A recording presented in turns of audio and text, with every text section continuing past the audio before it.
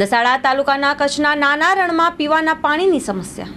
સુરેન્દ્રનગર જિલ્લાના દસાડા તાલુકામાં આવેલ ઉનાળાની આકરી ગરમીમાં શહેરમાં પણ બહાર નીકળવું મુશ્કેલ છે, ત્યારે કચ્છના નાના રણમાં મીઠું પકવતા અગરિયાઓ પીવાના પાણી માટે વલખા મારી રહ્યા છે। ગુજરાતમાં સૌથી વધારે તાપમાન સુરેન્દ્રનગર જિલ્લામાં પહોંચ્યું છે, ત્યારે આકરા ઉનાળામાં અગરિયાઓ પીવાના પાણી માટે તરસી રહ્યા છે। પાણી પુરવઠા દ્વારા કોન્ટ્રાક્ટ મારફતે પીવાના પાણીના ટેન્કર સમયસર ન પહોંચાડવામાં આવતા છેલ્લા 20 દિવસથી નવી નારણપુરા રણ વિસ્તારમાં અગરિયા પાણી માટે તરસી રહ્યા છે।